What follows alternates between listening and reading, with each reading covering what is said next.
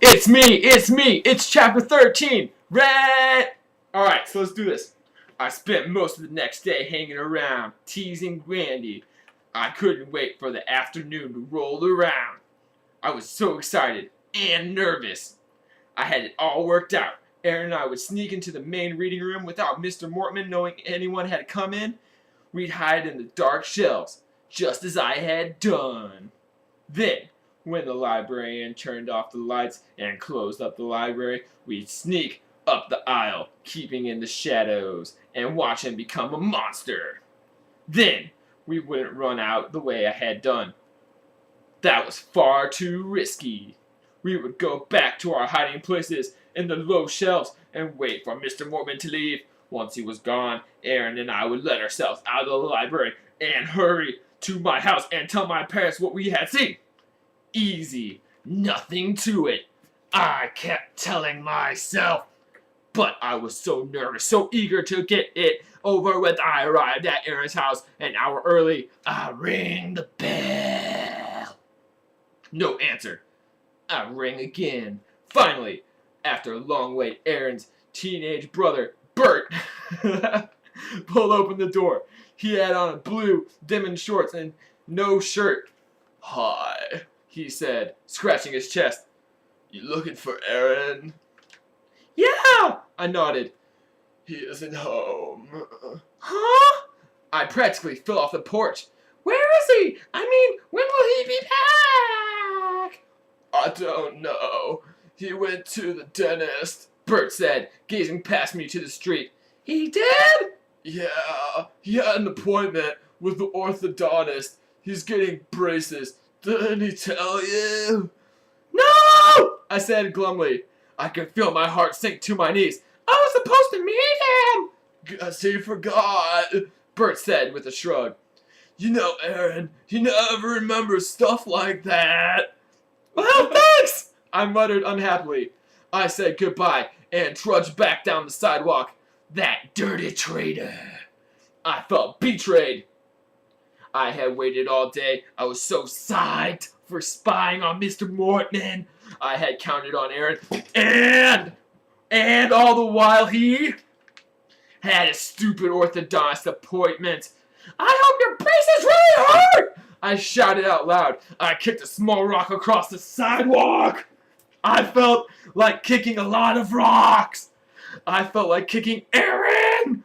I turned and headed home, thinking all kinds of ugly thoughts. I was at the bottom of my driveway when an idea popped in my head. I didn't need Aaron. I suddenly realized I had a camera. My parents had given me a really good camera for Christmas. If I sneaked into the library with the camera and took a few snapshots of Mr. Mortman after he became a monster, the photos would be all the proof I needed. My parents would have to believe actual colored snapshots. Forgetting my disappointment about Aaron, I hurried up to my room and pulled the camera out of the shelf. It already had film in it. I had taken a bunch of shots of Randy's birthday party just before school let out. I examined it carefully. There were all 8 or 9 shots left on the roll. That should be plenty to capture Mr. Mortman at his ugliest. I glanced at the clock on my desk. I was still early. A little after 4:30. I had half an hour before the library closed. "This has got to work," I said out loud, crossing my fingers on both hands. Then I strapped the camera around my neck and headed to the library. I entered the library silently, crept to the doorway of the main reading room. My plan was to sneak into the low shelf where I had hidden before, but I quickly saw that it wasn't going to be as easy as I thought. The library was very crowded. There were several kids in the children's book section. There were people thumbing through the magazines. One of the macro... what? I don't know what that word is. Some word I don't know. Magazines was being used against one wall. What am I doing? And several aisles, including the one with my special hiding place had been in them, browsing and searching the shelves. I would just have to wait them out. I decided, turning to the pretending to search one of the back shelves. I could see Mr. Mortman standing behind his desk. He was checking out a stack of books for a young woman, opening the covers, stamping the card, then slamming the cover shut. It was nearly 5 o'clock, just about closing time. I crept along the back wall, searching for another hiding spot.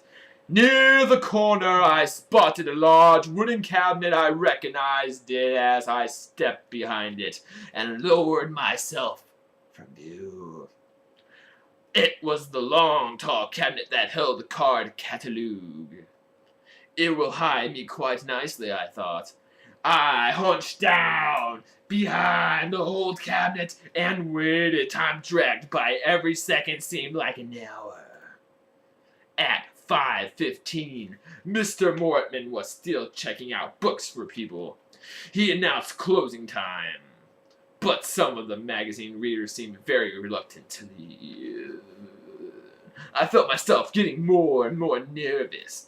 My hands were ice cold.